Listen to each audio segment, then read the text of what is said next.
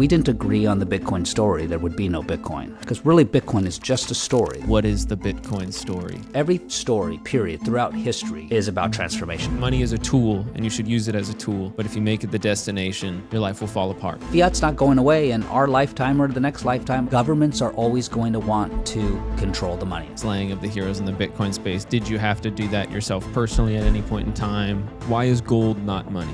Why is cash not money? But the problem is the minute we get there, we are immediately tested. Oh, here's a better Bitcoin. Your mind often has the answers for everything, and it's trying to tell you, but people don't take the junk out. Is the global banking system really doomed? And what does that mean? I'd like to go through the whole hero's journey and that map onto the Bitcoiner's experience. Welcome back to Market Disruptors. My name is Jake Roque, and today I'm joined by the great Terence Michael. Terence, welcome to the show.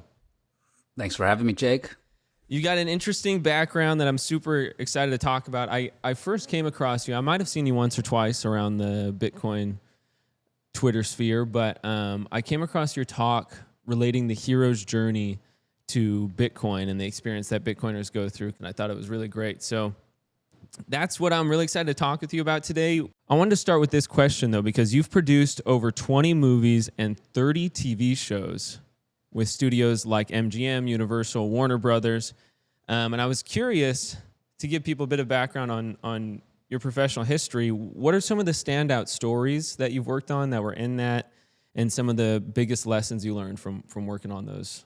The most well-known stuff I did was probably when I shifted to television, just because, less and less people were going to the movies. And so more recently, it would be a lot of the bigger sort of alternative scripted, non-scripted, but scripted shows like Duck Dynasty.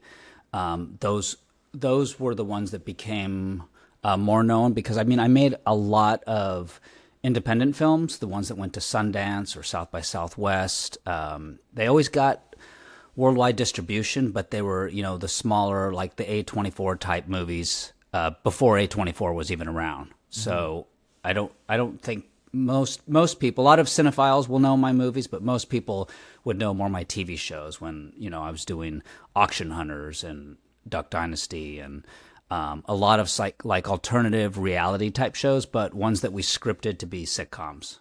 Why do you think Duck Dynasty was so popular? People like the fish out of water. They like the underdog.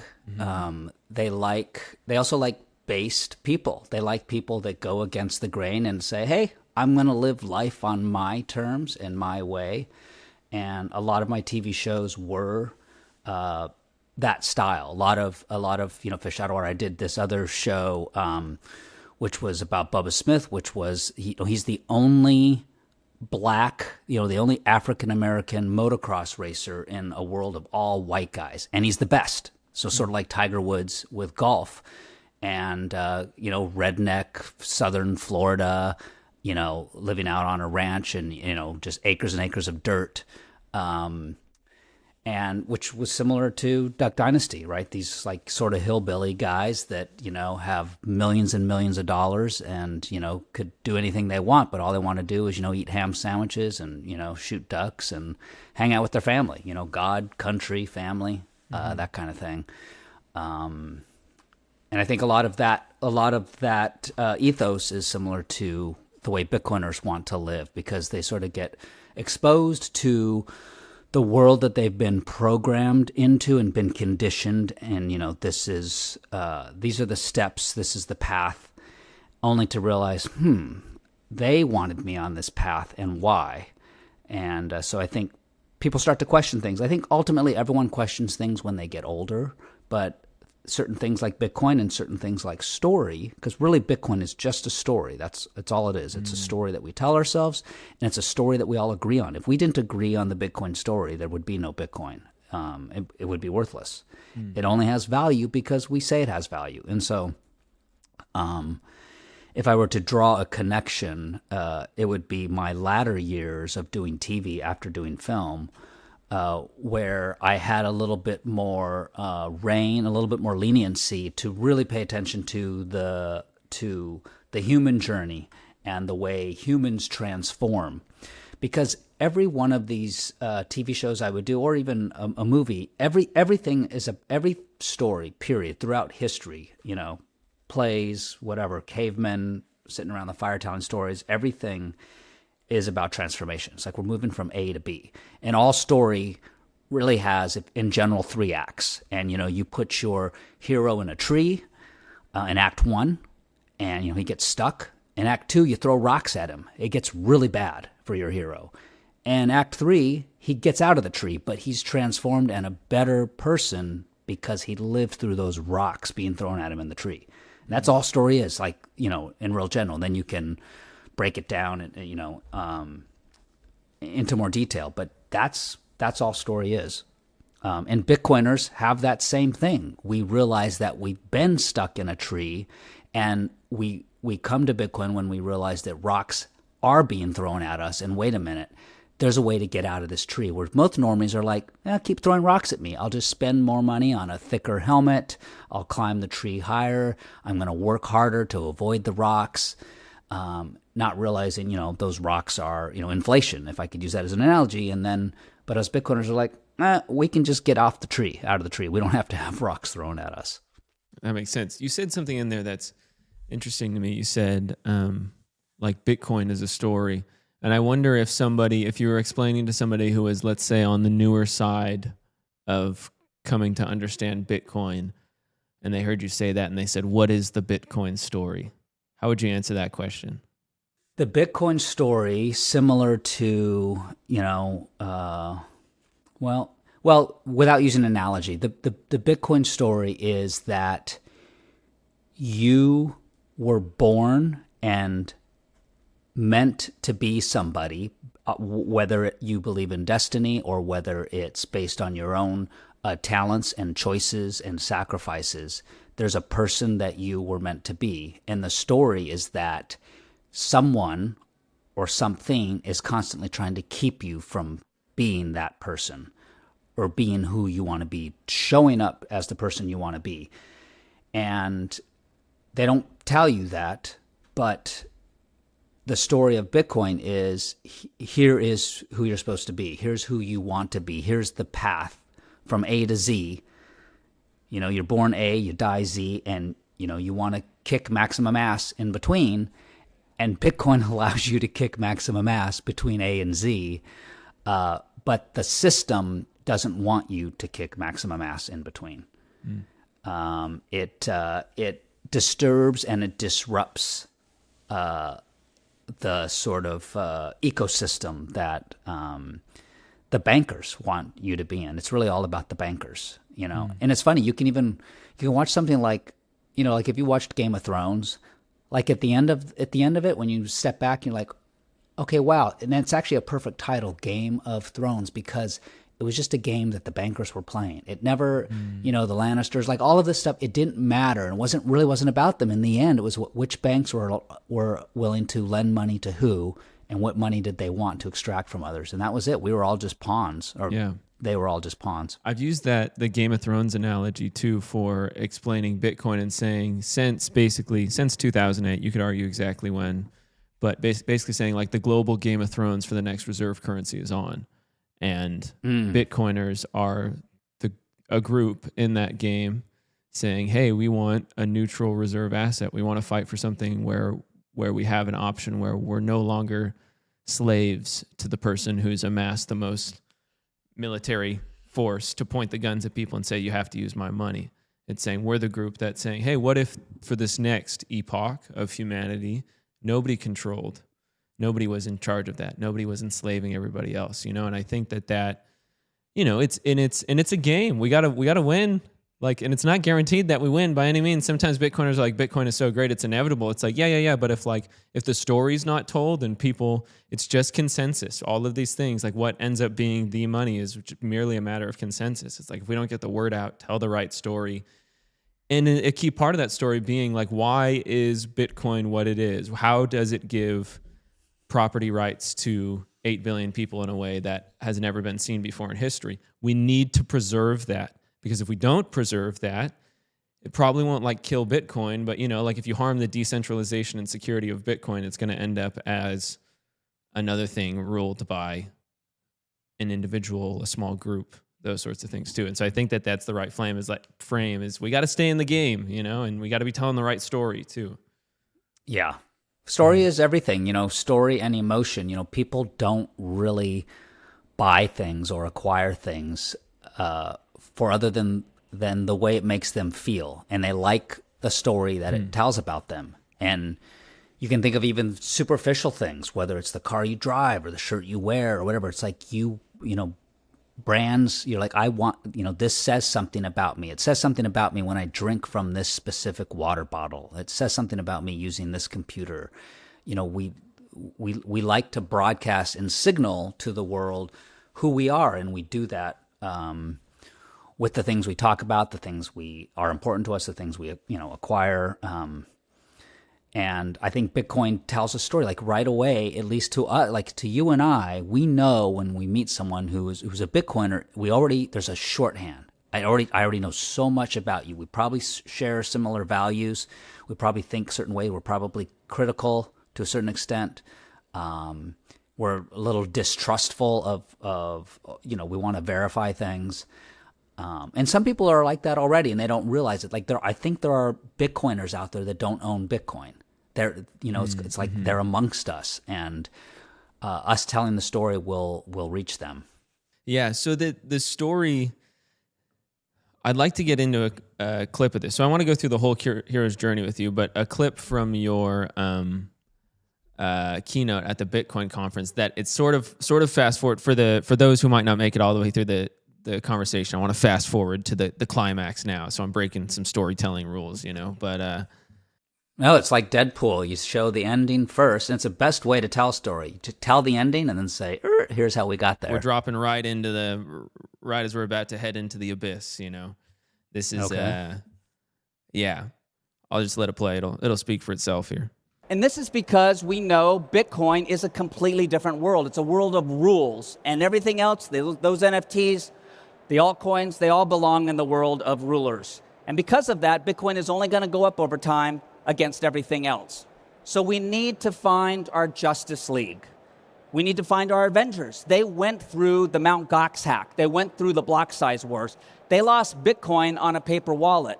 A quick pause here. Who do you think of when you think of your Justice League, the Avengers you've been developing in the Bitcoin space? Like, who are the standout people for you in that way? Oh, it's a good question. And, it's funny because it shifts depending where you are in your story. For me, when I first came in, I don't think Michael Saylor wasn't the prominent one. I came in 2017, so a lot of it was Andreas Antonopoulos. But there were people who were immediately what we now, in retrospect, would call toxic, who were like, you got to stay away from this. What are you doing, messing with XRP, stay away from Ethereum. And I just thought, man, you guys are so rude. No one talks like that in the fiat world. Like, what do you care? I bought Apple stock or Nvidia stock. No one's like, what are you, a retard? Right. And I was just like, this is, and I thought people were really rude. And I started to learn. I was like, oh, wait a minute. I need these people. These people are who are going to keep me away from the scams. Unexpected allies. Exactly. Mm-hmm. Yeah, like now my Justice League is an entirely, new and different set of people. But I also hadn't met anyone in person. So for me, it was books, it was podcasts, it was some YouTube videos. It was everyone from, Troy Cross and Daniel Batten, where I learned a lot about, energy and mining. It was someone like Breedlove and the Money series. It was someone like D++, where I was learning the technicals about how private keys and wallets actually work. And it was, at the time it was Peter McCormick. He was the big podcast, and I would go to that religiously. And good or bad, that's where I found, I unfortunately listened to that and found BlockFi, because Zach Prince, the head of BlockFi, was on there. I thought, this sounds amazing, because of the fiat brain. Where's the cash? I need my yield. Yeah. Yeah. And that's one of the points where I was watching this that I wanted to end off on. We'll get to it, but I think it's an important bear market lesson for everyone to think about is if you have a Bitcoin product where yield is coming from, you need to think a lot about where that yield is coming from, essentially. And that was the Celsius, BlockFi, whatever. And there's different attempts at different things that will have varying levels of success, but that's something to give long, hard thought, I think. Well, and you can always have that, but that's just in the fiat system, and it's fine. Any of those things if you want to take risk on, then that's fine. But you haven't left the system; you've just gone back to the former system that you were trying to leave. And for some people, that's okay. Yeah, indeed. All right, let's keep it going on this. We need to find our Avengers. They went through the Mt. Gox hack. They went through the block size wars. They lost Bitcoin on a paper wallet. And so with our allies, they help us navigate all of the scams. Because our enemies would rather we spend 5 years longer trading crypto than going straight up the road to success. This is our test, allies and enemies. And when we get to the end of this phase, we start to approach a deep cave down this rabbit hole. And this is where our minds start to get blown even more. And I think approaching the inmost cave, that is the pico bottom of the bear market, which I think, I tweeted something yesterday that I think is worth keeping in mind too, which is when you have a bear market 75% drawdown, the first 50% is a lot easier than the second, or 50% down from all-time highs. I'm not saying we're going down another 50%, but when that does happen, the second 50% is where you really get gut punched, And this is where our minds start to get blown even more. Many of you here know this, but the normies don't. What happened in 1971? Wow, we used to actually have real money, and we were rugged. It was pulled from us. They took our car at the valet stand, and now we just have valet tickets, and they've convinced us that the valet tickets are valuable, and that's all we need. And then, of course, they can make as many more valet tickets as they want to, give them to themselves first, while we have to work harder for them while they've already bought appreciating assets. But okay, it's nothing to worry. We're going to get some free stuff. They'll keep us compliant and happy in the short term. And this is why even in Hollywood, it's very tough to sell a movie. Your TV show doesn't always get picked up. Duck Dynasty went for 11 seasons for me, but I did equally at 20 other shows where the pilots never went anywhere. So I had to find my side hustle. Thankfully, I was really, really good at real estate. At least I thought I was really good at real estate. This makes you question everything you own in the fiat land, and how much of a slave are you to everything you were using just to try to chase and hurdle inflation. And it opens up your eyes to all the interdisciplinary aspects of Bitcoin. I didn't really care a lot about game theory or mathematics or philosophy, but I started to once I learned what Bitcoin was. We are Timmy Chalamet going deeper into that dangerous desert as he did in Dune. We are Margot Robbie going deeper into the land of humans to see why this special world is so important to her. This is the approach to the inmost cave. And when we get to the end of this area of the cave, we reach our greatest ordeal. And this is where we are really going to be tested and tried. Many people that come into Bitcoin leave and go back into crypto or go back to fiat because they can't survive stage 8. This is the big mano mano. Hi, Humble. This is when James Franco in the movie 127 Hours had to saw off his arm when he got stuck between two boulders hiking. That part makes me think of, you go through these bear markets and that sawing off the arm, that's the position that you took that you thought was the genius take, and now it's down, whatever, and you're like, do I hold on to it? Do I saw off my arm? I've been holding this for so long, that you lever up on something on a loan, and it's like, did I make a mistake? Do I got to close this? Those are the decisions that you make in the bear, where when Bitcoin was going up forever and everybody was acting according to that thesis, you make some calls, and then if it's your first time, even if it's your second rodeo, I'm here for my second, maybe even third cycle, arguably, and still I'm like, dang it, am I really gonna have to saw my arm off again? Yeah, it happens every time. It's like it's always back to the basics, right? You're like, you look at these like, public treasury companies, or you look at these like digital credit products or whatever. And, for some people, maybe they work, but you think, wait a minute, am I missing out? Everybody's talking about it. Is this a way to make more money, to have money on the side, or to get more Bitcoin?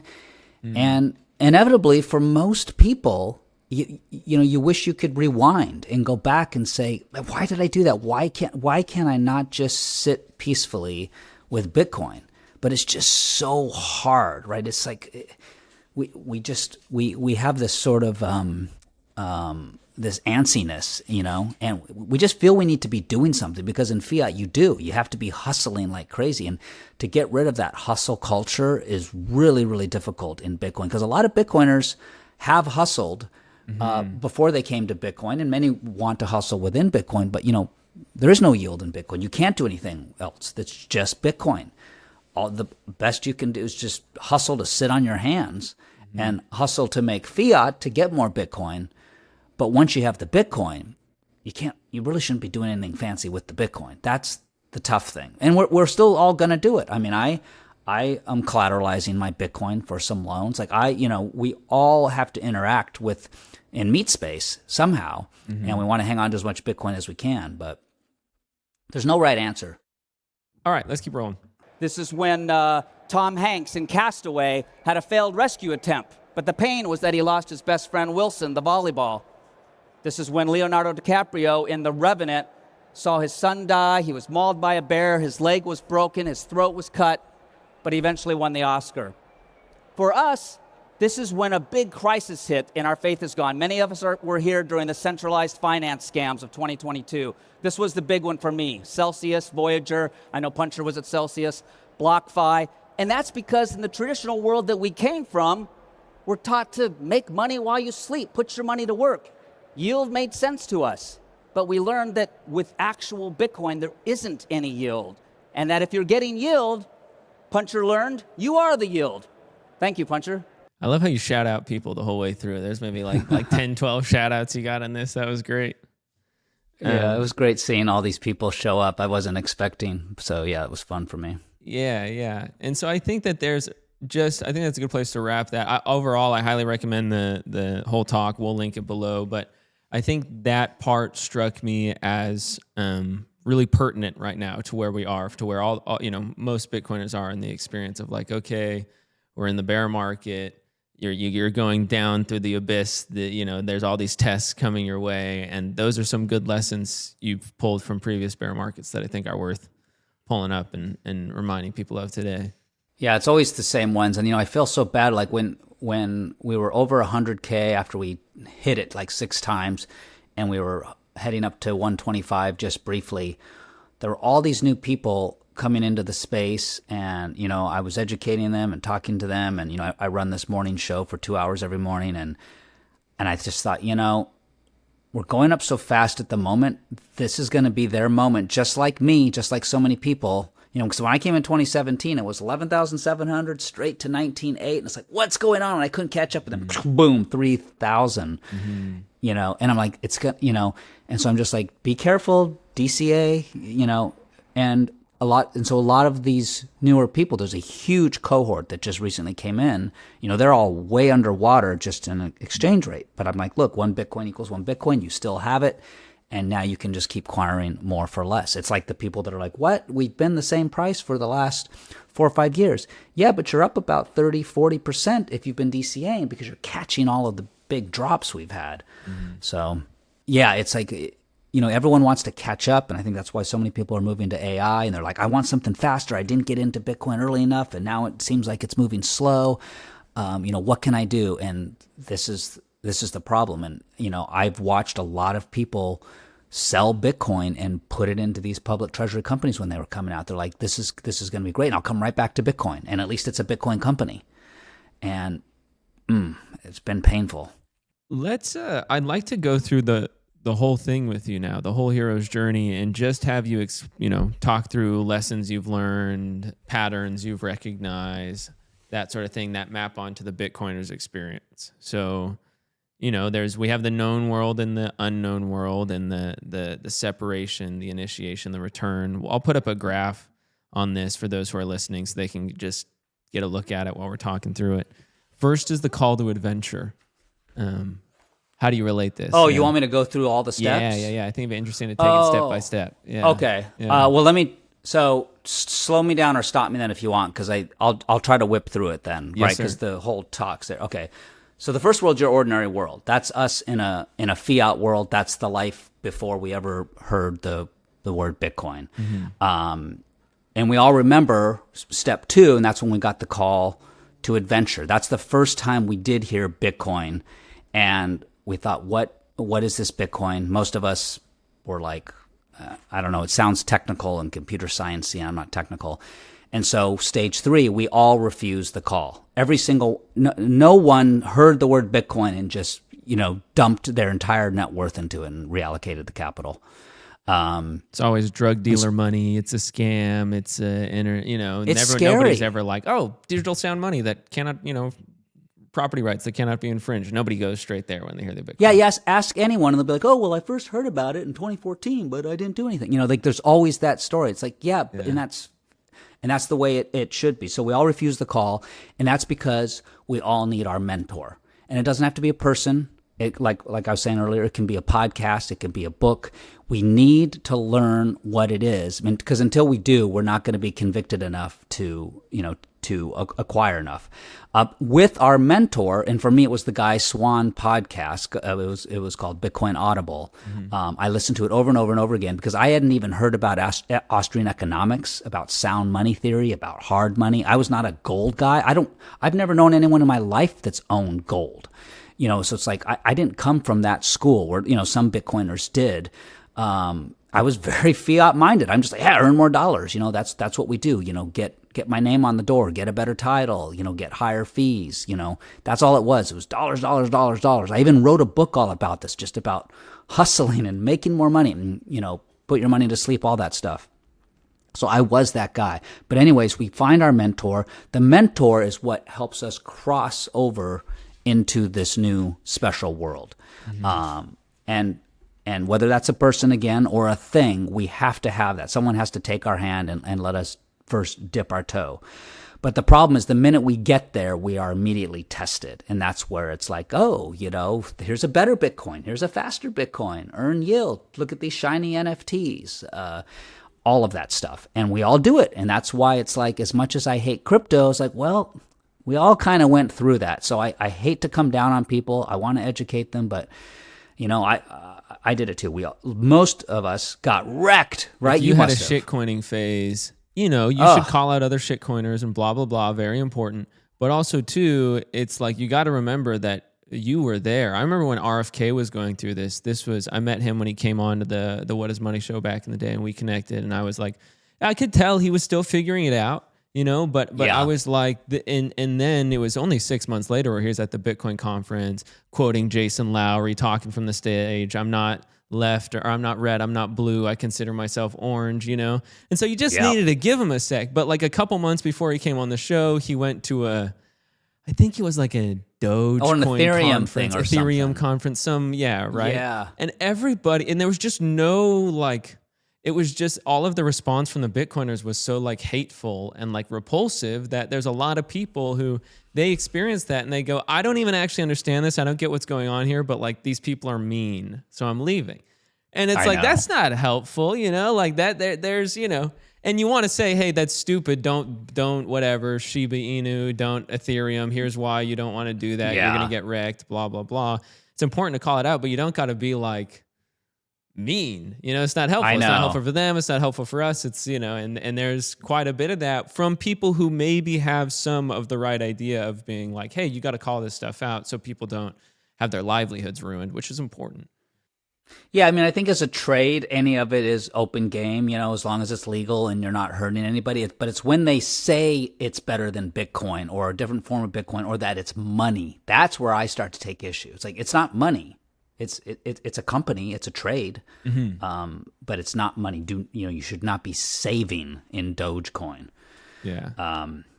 Anyway, so with that mentor, you cross over into this world. That's where you're fully tested, and because you're tested, and to help avoid all these enemies, you want to find your allies. And by the way, all of these steps are what every single movie, every single TV show, everything you watch, if it's fulfilling and it's satisfying and it's well done, it has to have all of these steps. And I'm telling you, if you find you're like, oh, I saw that movie and it wasn't quite right, or I was watching this TV show, I don't know, I started a lost interest. I'm telling you, they skipped a step. There's a step that's missing. It's so critical because it's like you have to struggle. You need these obstacles to overcome. It's not satisfying to just be like, oh, here's our hero on screen. He's just great looking and rich, and then he gets even better looking and more rich. That's not exciting. Yeah. You know, you want the guy who's leaving his job, the guy that's getting divorced, the guy that's about to get retired. You want the guy who needs a transformation, and he's struggling, and he's a good guy, and you want to see him get there, and that's what us Bitcoiners go through. So once we find our allies with our allies, we then start to approach the cave. That's the top of the rabbit hole. That's where we're like, what the heck?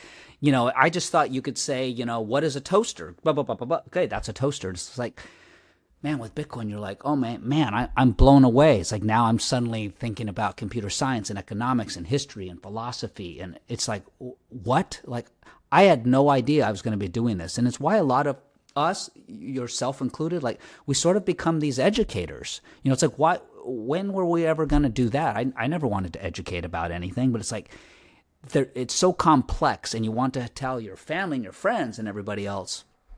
So you go through this ordeal where you are, where your reward is learning all of this stuff, finally putting all of the pieces together of this elephant that everyone's touching from different sides. You're like, oh, okay, now I see all the different aspects of what Bitcoin is. That yes, it is money, but yes, it is also a database. Yes, it's a ledger. Yes, it is software. And all these pieces start to come together, and that's your big reward. But the story never ends there. In every movie and every TV show, once you get that secret formula, whatever it is, you head back to your friends and family, because we still live in meat space. So even us Bitcoiners, we have to come back, and that's when we want to orange pill them, whether it's at Thanksgiving dinner table, wherever it is. We never turn down a chance to talk about Bitcoin.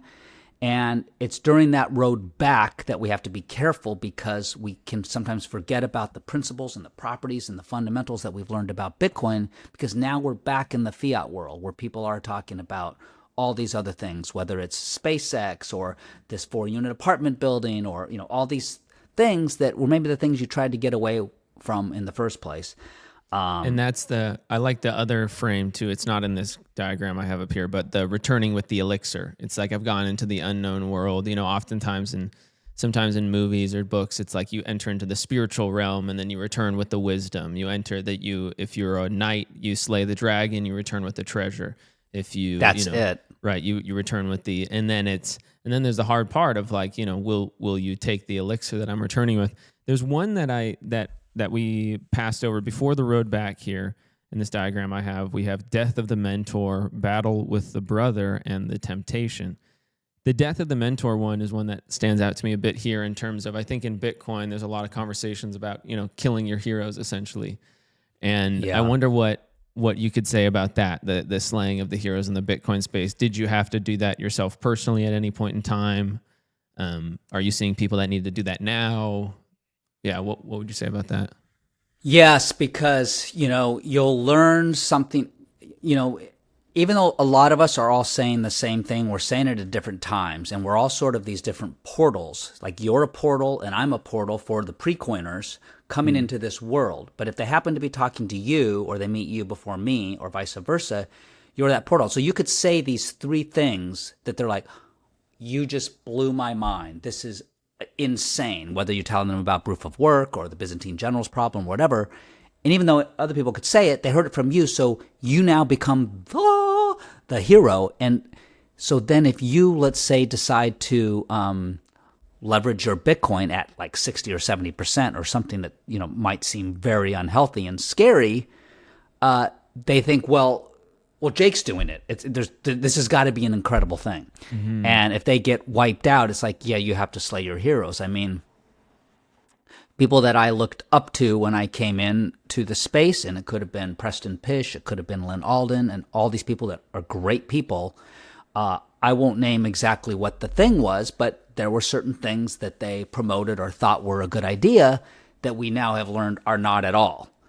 And so you have to like sort of slay that aspect of, everything they say and do. Some people are doing that with Michael Saylor right now. They're saying, he said, Stretch was this money market. It's savings. It's risk-free. I'm editorializing. He didn't use those exact words, but now they're like, wait, but now it's depegging, or it's so far under par. Is it working? And I personally think it's going to work out fine, but it's like, yeah, you can't you can't hang your hat on the person. You got to listen to what they're doing. And that's why I think returning to the basics is super important, because, a lot of us want to work in Bitcoin. When we come into Fiat, we're like, man, I love Bitcoin so much. I would like to just work in Bitcoin. I want to work for a Bitcoin company. And I have a lot of colleagues and a lot of friends that went and worked for Bitcoin companies, and some of those companies started to get fancy, and it's like it's tarnished their brand a little bit. And so, maybe they should have slayed their heroes in a sense. But yeah, that's we all have to do that.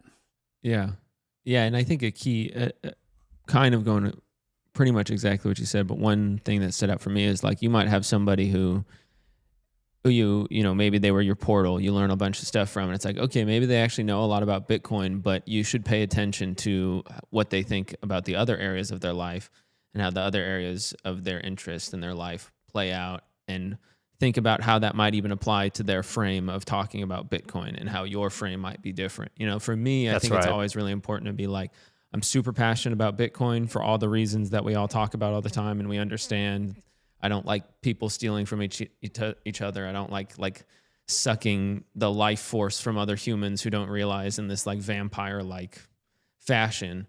However, so I'm very passionate about it, but it's just money. It's just money. Like the things that have been true about money for the past 5,000 years for humanity are still true about money. If you put it at the highest place in your life will fall apart. Don't do that.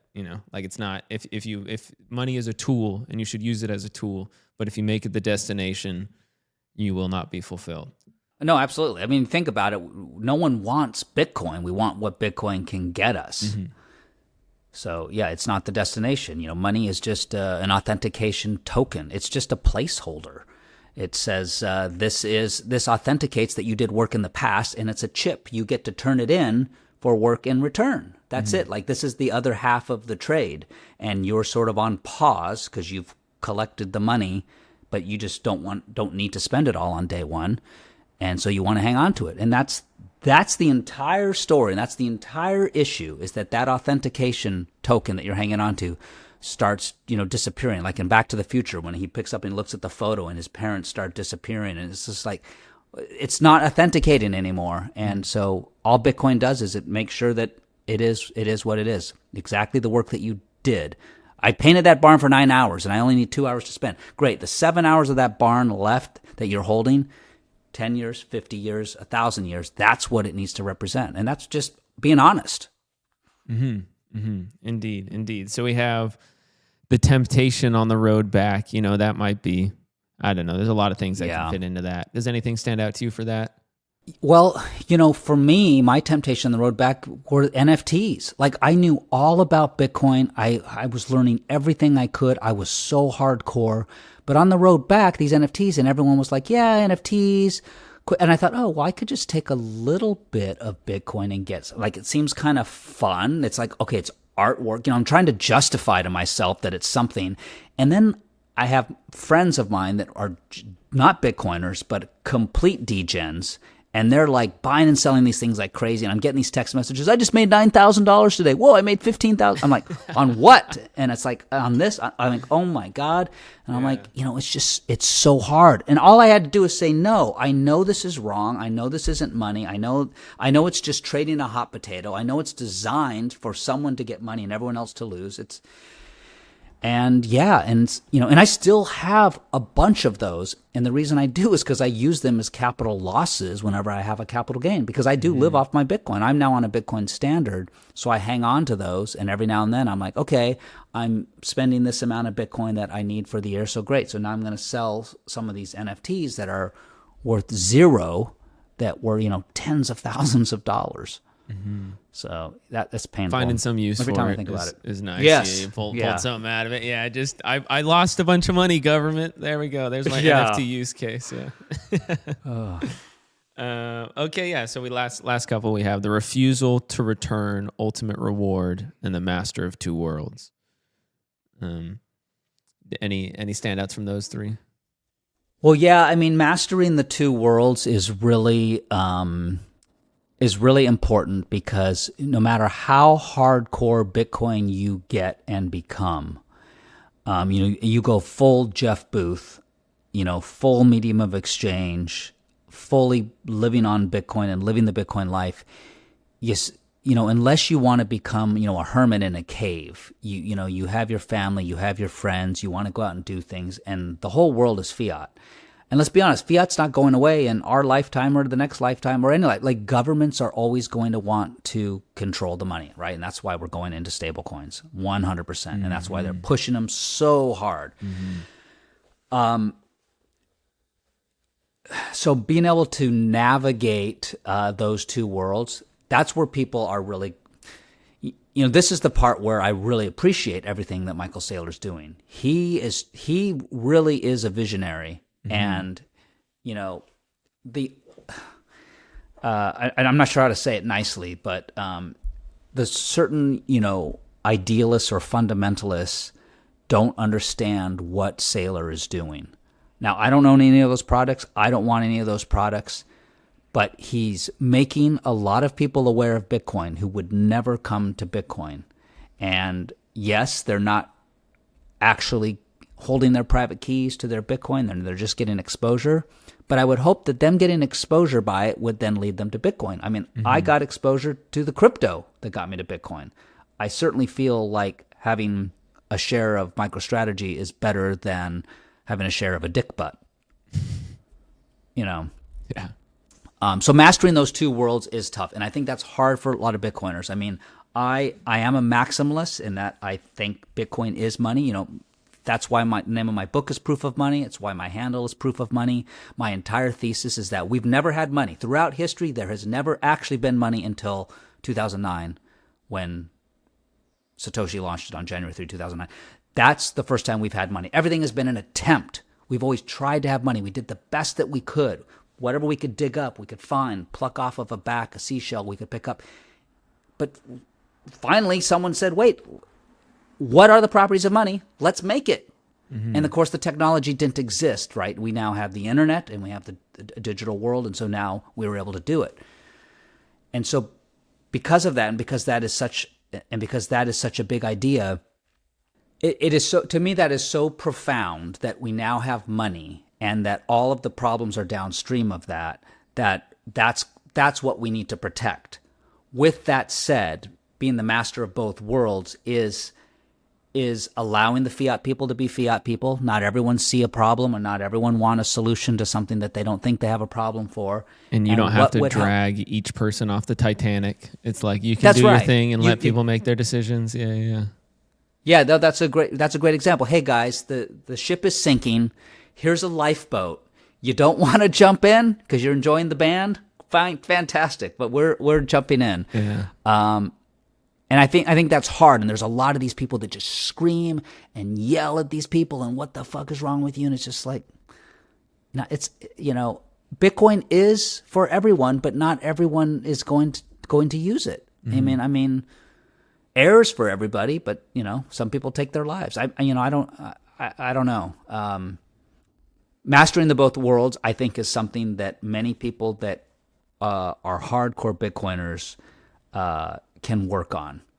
It's like having a better bedside manner with the normies. Yeah. And I think there's a common thing, the known and unknown world side. When you see people cross the threshold, for me, it was like, there's that classic clip of Andreas Antonopoulos where he's like, I didn't eat for like however many months. And like, I just was so obsessed with it. Yeah. Right. And that, I think for me, like I had a similar experience of like there was a couple just interesting little life points that made me go, wait a second. Like, is it really all over? Is like the global banking system really doomed? And like, what does that mean? Like, that's going to change everything. And I like moved to Indonesia for 4 months and was just like listening, reading, writing, like literally hit pause on my life. And then it was like, it was quite literal for me of like, I need to like go out and map this and understand it because I think it's that important. And then, and then I came back and then, it went from there. But, yes, I think that's cool. I think that it's important too, to then be like the master of two worlds is a key piece that maybe even a lot of Bitcoiners miss or are still on that path right now, because I think there can be the utility, and I think the earlier you do this, the more utility there is into being like, I need to drop everything and figure it out. As time goes on, the understanding will become broader and broader. But to go through that process, but then also to be like, okay, I understand, like you're never going to like understand it completely, but be like, I've formulated my opinion and I'm going to return to a well-rounded, balanced life and not stay in like absolute obsession with this thing for 10, 15 years, whatever it is, because then that returns to the idea of like, okay, figure it out. But then again, this is a tool to what end, a tool to what purpose, That's right. That's a key piece. Yeah, I mean, it's ultimately to improve your life. An example is that, a lot of us, including Mark Moss, have tried to divest of some real estate and not have to seek investment or income real estate as much because of the friction and because of, not really having true sovereignty with it. And there's just an easier, more peaceful way with Bitcoin. And it, accretes much, much faster on a long time frame. But at the same time, it's like, you need to earn your fiat some way to acquire and save in Bitcoin in the first place.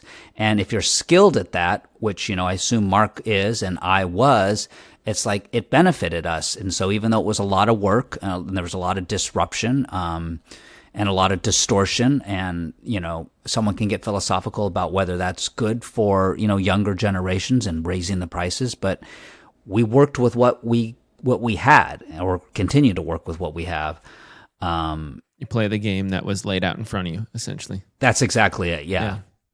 I that's something I want to get a little bit more deep into with you, is like your whole the whole story from real estate bro to becoming a Bitcoiner, to like you were in Hollywood, you became kind of the real estate guy for your Hollywood friends, because I know this, working in Hollywood for a while, you get a gig, you make great money for a little while, and then it's like, okay, I can pay my rent for 2.5 months. That's great, but where's my next job? Or, that sort of thing. You cycle through jobs and contracts in that way. Can you tell me that story from there to you learned the real estate game, you became like the plug for your Hollywood homies for like, I got you when it comes to real estate, we can stabilize your income a bit, and then where you ended up. Yeah, that whole journey. Yeah, the short version is that, it's like I made very good money in Hollywood, but, we're a traveling circus and there's these huge hiatuses. Your show doesn't get picked up, your movie doesn't get sold, you're pounding the pavement for years and years and years, and you're spending your own money to try to get it going. It's very entrepreneurial. Every movie or every TV show is its own corporation. You own it and you got to acquire all the rights and do everything you can. So that when that happened, I needed a place to store that value. In hindsight, I realized that's what I was looking for. And for me, it was real estate. There was really nowhere else to put it to hurdle inflation. And inflation was pretty high. And so I didn't even own a hammer for my first house, but it was so dilapidated. The walls were missing. I mean, on the first night, it was raining through the roof, and my friends didn't even want to visit me. They're like, "Is my car safe? I can't park here." I'm like, "It's okay. I'm having a party. Come on." But I did everything I can, and I learned how to fix it up. And when I fixed it up, I sold it and made a really good profit. I thought, oh, I'm going to do this again and again and again and again. And because I was single, or, I had girlfriends, but, it was like, kids or whatever. So it's like, it was very easy to just like move wherever. It's just like selling, we're moving here, moving here, moving there. And I was just going down the line and, flipped a ton of homes. And part of the problem was that was taking me away from my first love, which was Hollywood. Mm-hmm. I was starting to turn down certain things, or I'm just like, oh, I'm in the middle of this housing project. I'm just like, wait a minute, what am I doing? Because like, I don't even care about this house. I'm now selling it. And I just poured all my time in there. And Fridays and Saturday nights, my friends are all out, and I'm like walking up and down Home Depot aisles, right, trying to figure out how to plumb or something. And so I realized in hindsight that there was so much friction there, and I really didn't want to be doing that. I was good at it, and now I owned all the tools and the truck and everything, but it's just like, I didn't want to be that guy. And so I wanted to do more Hollywood stuff. And that's partly when I was leaving film and moving to TV, and that's partly why. Because with TV, I didn't have to wait as long for a project to go. I could walk into a network, I could pitch an idea, and like in 2 months we're shooting. And I was like, this is me. And my agents had told me, they're like, TV is the producer's medium. You're a producer. Go into TV. What are you doing in film? It's like you're dealing with budgets and markets and, international sales and all this. And I'm like, yeah, but I need to raise the money. But yeah, but they're like, but how creative are you? And in TV, I get to write the pilot, I shoot the pilot, I direct the pilot. I was like, oh my God, this is fantastic. But while I was doing all of that flipping and whatnot, I couldn't get loans. I was having to get hard money loans. And I said, what the heck is going on? And so I got my broker's license. I studied. I learned how, not real estate brokers, but mortgage brokers. I'm like, I'm just going to finance my houses. And my background is all business. I have a business degree. And so I formed a mortgage company, and I became the Hollywood dude. And, tons of people in Hollywood have their mortgages or refinances because of me, and still do. I still have the company. And so doing all of that, but not loving real estate, not loving the mortgage business. I do it to help out people, but I don't market at all. I've never done an ad in my life. I could care less if it runs or not. I found Bitcoin. And when I found Bitcoin, it's like, oh, this solves the whole problem. I don't have to be the mortgage broker. I don't have to be the real estate guy. I could tell story, and I could save in Bitcoin. Save Bitcoin, tell story. And now I love Bitcoin so much that I'm just trying to tell story within Bitcoin to educate Bitcoin. But I still have my toe over here in Hollywood. I still have some, documentaries and some features and TV shows, and I've made a few things while being in Bitcoin. But I also get to be very selective with my time. I get to say no a lot. I get to book out my calendar, and I get to sort of do the things that all of the mentors before me and all of the allies before me had said Bitcoin will give you. And it's these things to show up as who you want to be, to have a peaceful life, to not have to chase a second job, a third job, to have to be trading your time for things that you don't want to do. Like, I used to have to say yes to everything because I was worried, and especially in Hollywood, of opportunity. And it'd be like, hey, here's this cool thing you can do. And I'm like, all right, because the paycheck is so high. But it's just like, I didn't want to be doing, whatever, Real Housewives of Atlanta or whatever. But it's like you're chasing the dollar. And with Bitcoin, I don't have to think about that anymore, because what Bitcoin ultimately does, at least for me, it gives me the confidence, 100% confidence, that I can retire, because I know what will be there. Doesn't matter how much anything inflates, everything gets cheaper for me in Bitcoin terms. And so, in Fiat, it used to be like, oh, once I get $1 million, wow, I'm going to retire. Like, you can't retire for $1 million. It's like, what happened? And someone who retired at $1 million was spending, they're screwed now after COVID. And so, like, okay, so now what's the number? 2 million? Now it's number 3 million? Like, even that sounds crazy, right? And where your studio is, you want the nice house that you want, it's probably 4 million. And so, you go up there into a Talega or wherever up in the hill. So it's like, it's Bitcoin, though, however, in Bitcoin terms, it's like, wait a minute. I can retire as long as I live like this and blah, blah, blah. And I subscribe to the FIRE system of financial independence, retire early, and, shaving off 4% a year. It's like, I don't have to worry. And so it's like, I can go do what I want. I can go skateboard down by the beach, throw rocks in the water if I want. But, I want to create, I want to do things, because as a Bitcoiner, it also inspires me to like build. Yeah. And because now I know that I can create and I can save and I can innovate, because I'm not having to consume and spend and gamble. Right. And even at that stage, even at the before retirement stage, I've seen this in myself. I've seen this in my friends. I have a close group of buddies that I've worked with in the Bitcoin space for a while now, 4 years or something like that. And I've seen it among this whole group, where the more Bitcoin you stack, the more you have the capacity to go, I actually don't want to do that. I don't want to do that. Sorry. I don't want to do it. No, I don't want to do it. Yeah. And it's just like, like I'd love to make a deal. I'd love to make something work. I want this to work out. But like they start to go like, you have more capacity to be like, you know what? I don't want to do that. I'm so sorry. And like, it's so powerful. Oh, so yeah. powerful. Because you're never negotiating unless you can say no. Right? That's if you can't say no, you're not really negotiating. But if you can say no, and Bitcoin gives you more of the capacity to be like to do that, then then your negotiations end up going way better. You end up in positions that you're happier to be in, that like, this is a better fit for me because I said no to the things that would have made me miserable and made me not do this job well, or whatever it is, you know? And so I think that that's a key piece. Yeah. You know, and then the retirement piece of it too is the real, why they call it FU money is the real, you know, I'm not exactly in the I could walk and never do anything that generates me income for the rest of my life phase of my life yet. So, you know, we're still grinding. But when you are there, then it's just now you only do things that you want. Now you only work on things that bring you joy, that bring you the deeper fulfillment that like you feel like are meaningful and matter in the long term, you know, in the true long term.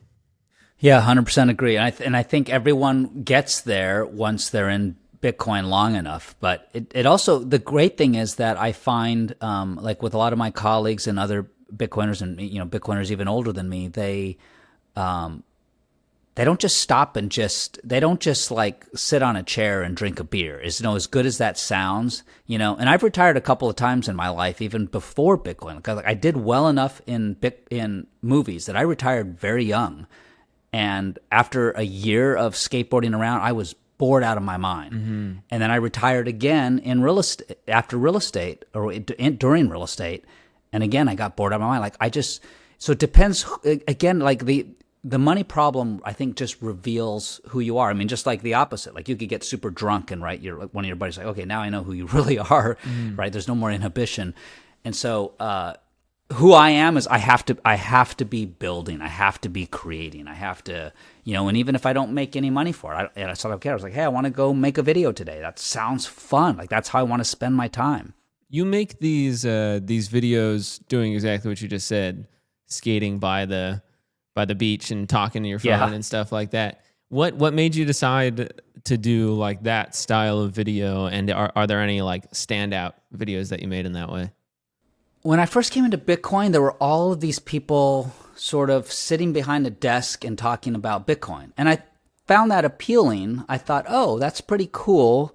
You know, they're just setting up their own little lights and mic and just talking about Bitcoin. And I love talking about Bitcoin. Yeah, I mean, yeah, look at you. But, you know, you have a show, though, right? You have a nice, big branded show.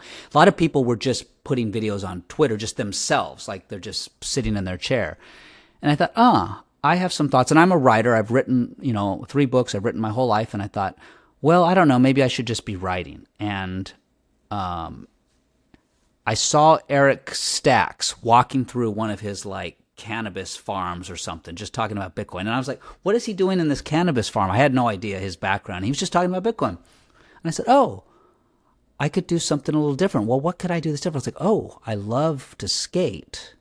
What if I just record while I'm in motion? Mm-hmm. I didn't see anyone doing it. I just thought it might be a little different. Mm-hmm.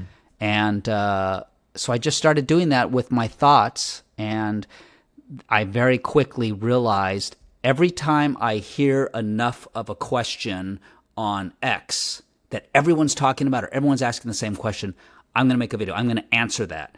And for the same reason that I write, it's also for me. It's very selfish in that I want to synthesize my own thoughts. Whenever everyone's saying, you know, I'll think of something general, like, what is Bitcoin mining? I'll be like, okay, what is actual Bitcoin mining? Like, let me break down all the components, like just this is it, and I'm going to say it to a normie so like my mom understands it and her ladies, you know, her friends understand it. Like, this is it. What am I going to do it? And because I'm a storyteller, I'm going to do it through analogy.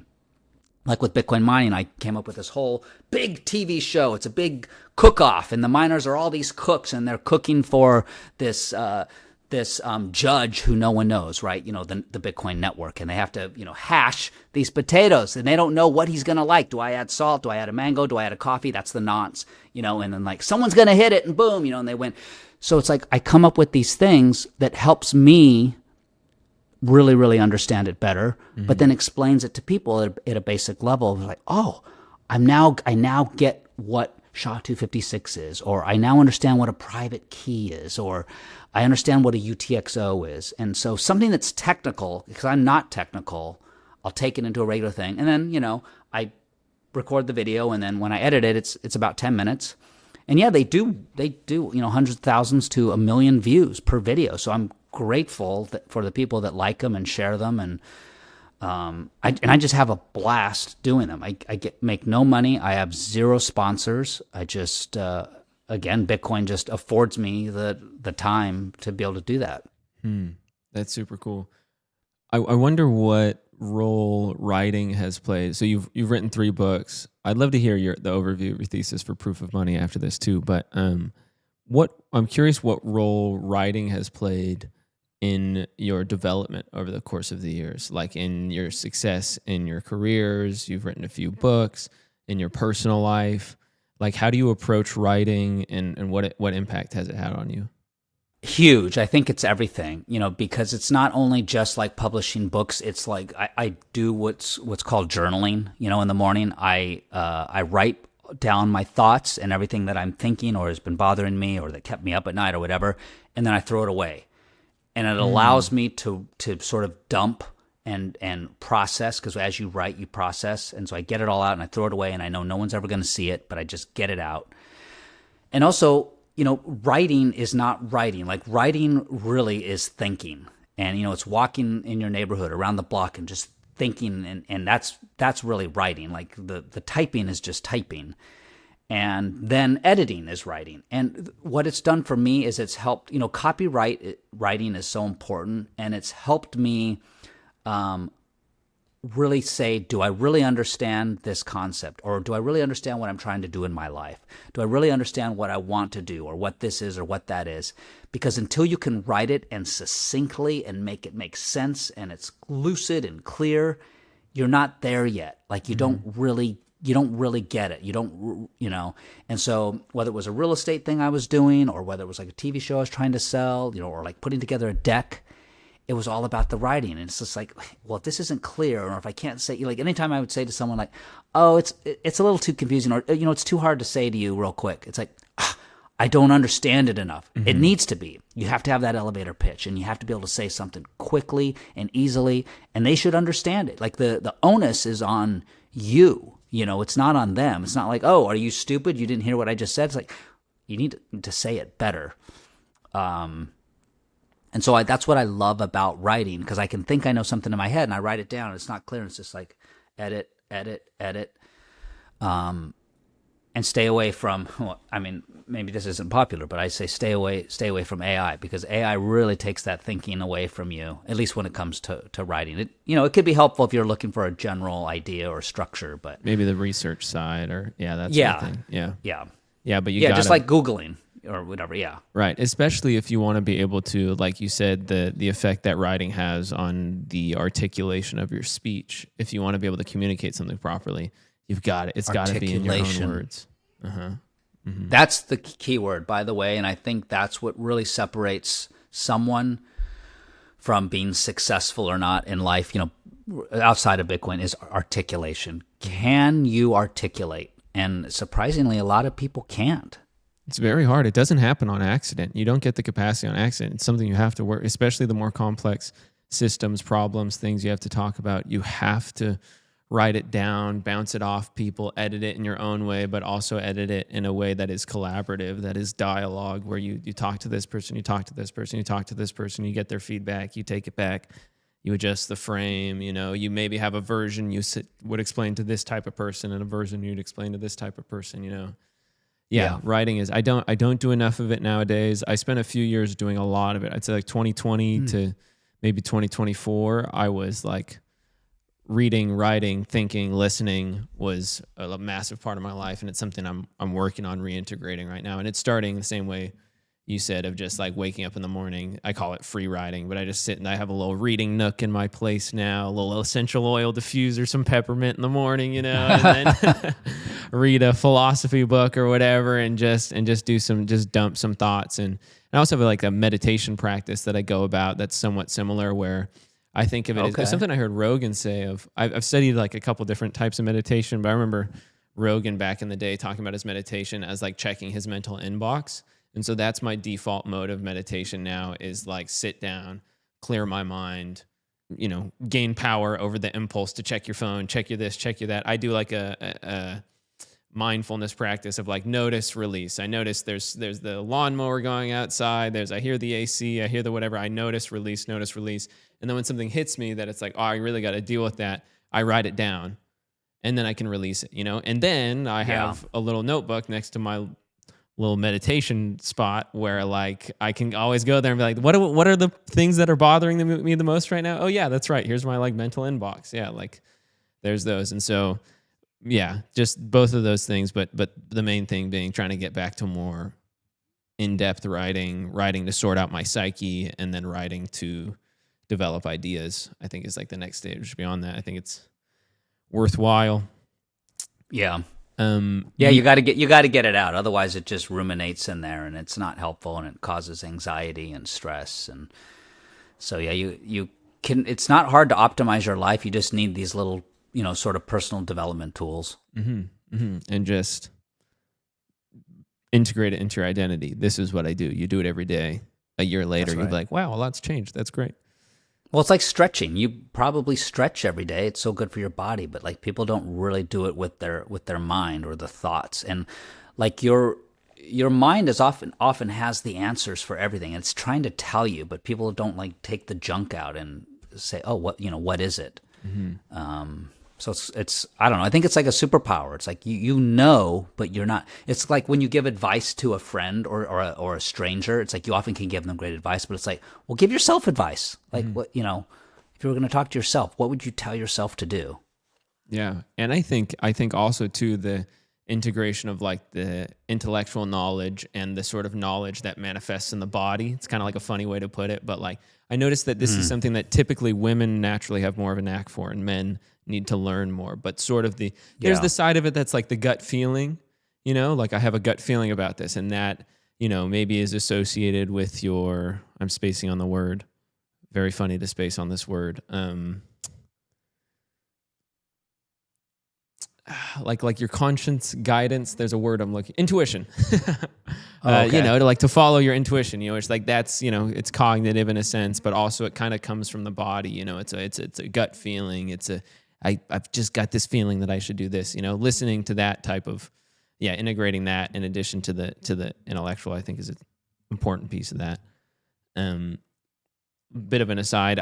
We just have a few more minutes here. I wonder if you could, as we're wrapping up, tell me a bit about the book that you wrote, Proof of Money. Yeah, like the overarching thesis that you have in there. What key points you think are important for Bitcoiners now to take from that?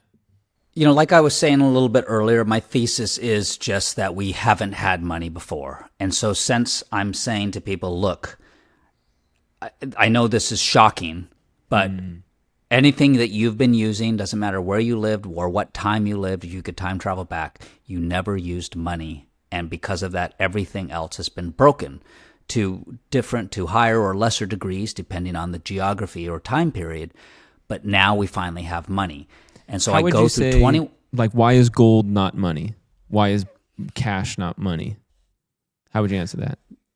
So gold is not money because it wasn't created to ever be money. People just picked it up and they chose it, but they chose it because it was the best thing that they could find, because it got the closest to the properties that make money. But one of the properties for money are that it should be divisible and it should be portable. Gold is neither of those. And in a digital world, it completely is left behind. And now, with technology, you can even replicate gold. We also, don't know the supply of gold. Yes, it's limited in that, we have a universe, but there's all kinds of gold in the universe. And so as we expand and reach further and have higher technology and more, we can get more gold. And it's also, money also should be inelastic. And the higher the price of gold goes up, the more deeper we'll dig to get more. So we called it money. We've called a lot of things money, but it wasn't money. I also think that money, perfect money, should also be a currency. Gold is not currency. Money should both be money and a currency, meaning it should be both a store of value and a medium of exchange. Gold isn't. I don't know it. People are like, oh, well, Bitcoin's only 17 years, give it some time. Well, gold is 5,000 to 6,000 years old. Who's using it as a medium of exchange? No one. See, so it never happened. Right, we buy this paper promise from somebody. We've got your gold somewhere, we promise, and we pay them for that, and we hope that that actually means we have some claim on some gold somewhere, you know, like, Yeah. in this, intentionally obscure system where Fort Knox hasn't been audited for forever and blah, blah, blah. I mean, that's just insane. Yeah. And that's part of the problem. Actually, that Fort Knox is a perfect example. It's like we hear of something that's so absurd, everyone's jaw drops, but we just sort of get distracted and we go on our way. Mm-hmm. And it's like we've learned that we're just supposed to let things go. Yeah, and, most people are just waiting for the catalyst, some cataclysm to change direction. Yeah. So anyway, so the book is 21 chapters, and I take people through a journey that probably other Bitcoin books go through as well on, the petrodollar and what happened in 1971 and, the Nixon shock, as well as explaining inflation in different parts. But also, how does the money printer work? What does that mean? Why are we printing money? Can you explain the petrodollar piece of that? Those are all, I feel like those people have varying degrees of understanding of those. The petrodollar has always been the most obscure to understand. Yeah. So how would you explain that, like how it works to somebody after 1971, sort of this new arrangement around the petrodollar? Yeah, for sure. So, when we sat down with everybody and we said, listen, we will have the reserve currency of the US dollar. Clearly all of the other countries, Germany, France, everybody's like, well, wait a minute. Why would we agree to that? You guys get to just print. We have to work for the dollar, and get your dollar. And part of the arrangement is that, well, we're going to trade the world's energy, which is oil, in the dollar. And so we made this agreement with a lot of the Middle Eastern countries and Qatar, including Russia, including China, Saudi Arabia, the UAE, that we would supply them and support their military. We would, and with our intelligence and with our equipment. In exchange, they would take their oil and sell it to everybody, all these other countries, France, Germany, everybody, in the dollar. So what this did is this helped everybody use the dollar as the reserve currency because everybody needed oil, and this is where the majority of the oil was coming from at the time. And so if they're selling the oil, if the one store that has oil that the whole world needs says, we give us dollars, that helps us to the U.S. because we can just print them, but it forces everyone else to save in our dollar, meaning they're buying our debt. Mm-hmm. So what we could do as America is we could spend too much. We could be irresponsible, as politicians like to do. Spend, spend, spend. That's the number one. That's the very top of the funnel. Spending too much. Because of that, we need you to buy our U.S. treasuries, our dollar. U.S. Treasury is just a dollar. A dollar is a treasury bond. It's just a one-day coupon. It's like it pays zero interest, but it expires in 1 day. So they all buy that, and they all buy our debt. And so that's the arrangement. And that was the petrodollar, largely in 1972, 1973. And that started to crack during COVID, when for the very first time ever, Russia, Iran, a few other places started to trade in other currencies or Bitcoin, not the US dollar. And so that's where we're like, whoa, whoa, whoa, you're not going to be buying our debt. What's going on? And we signaled to the United States, signaled to everybody, well, these are your dollars if you do what we say. If you don't piss us off, if you don't, this is your money and it's your money, and no one's going to mess with it as long as you do exactly what we tell you. And then people go, well, maybe this isn't as mine as I thought it was. People do that. Nations do that, and that was the beginning of the cracks. I mean, it's been, it's a problem that's been going for a long time. But when you signal to everybody like that, I think two of the key moments in that time were the signaling to the entire world via Russia that you do what we say or you don't get to keep your money. And in Canada, and in Canada, the government, saying you do what we say or we got a little switch on your bank account, we're going to turn it off, and your money's frozen until we do what you say. And, those are two key standouts for me from that time. Yeah. Yeah. Mm-hmm. Exactly. So where are people going to turn? Like what, you're a sovereign nation and you're like, what do I want to trade in with the rest of the world globally where I can't get kicked off or they can't, take my gold out of London or kick me off the SWIFT system or, FedWire, what can I use? And guess what? The sovereign nations aren't, in the meat space aren't the only people asking that question. AI is asking the same question. I want to, agentically hire sub-agents, and I want to be able to do this and do these tasks and all this stuff. But wait a minute, someone can turn this off. Tether can, censor me. How do I? It's like, well, there's a certain money that is neutral and available to everyone, and by expending some energy, you can have some. And the long-term global thesis for Bitcoin is immense. Mm-hmm.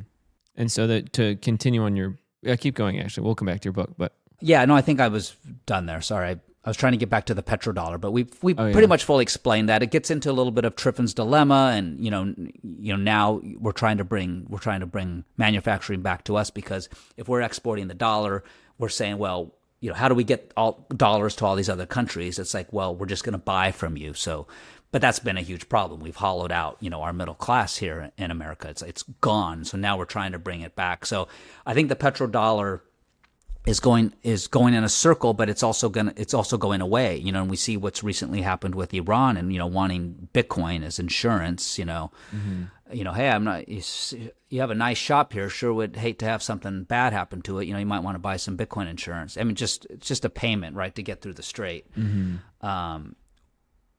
They could choose anything they want. They're a sovereign nation. Why would they choose Bitcoin? And also the transparency. It's kind of like a worldwide poker game of like, oh, well, I have this much gold. I have that much gold. China has the most gold. Russia has the most gold. We have the most gold. Who has the most gold? I can't check anywhere. There's no gold mempool. I don't know. There's no block. Yeah.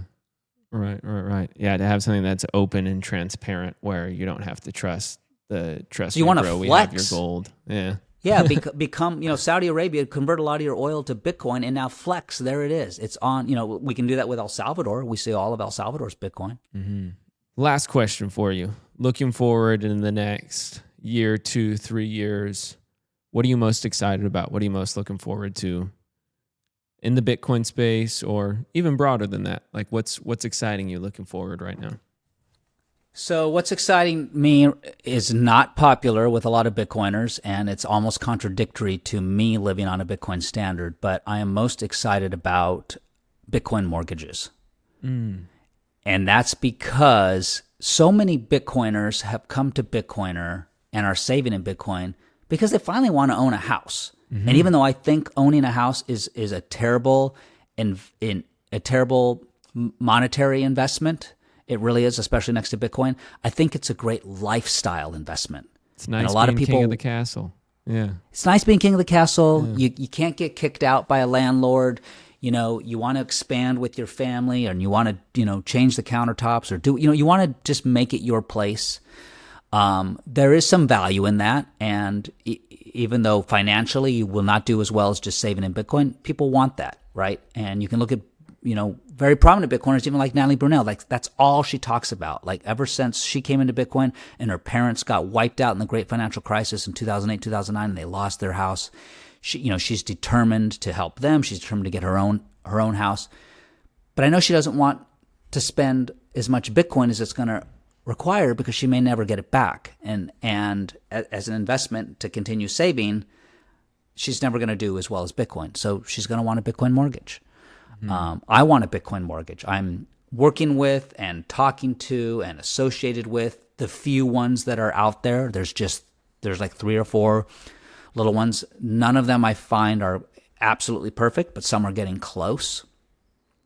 And we recently had information about Fannie Mae doing the first Bitcoin mortgage. It's not really a Bitcoin mortgage. They're just saying that. Fannie Mae is interacting only with fiat. You're basically just getting a loan on Coinbase with your Bitcoin and take that fiat and then, use that as the collateral for Fannie Mae. But we're getting close. And I think that's going to be huge, not only for Bitcoiners, but for people who are like, oh, I can save in Bitcoin, not have to take the risk and extra friction in real estate, but still potentially get a house. So it's got to be done responsibly, with a low LTV, loan to value.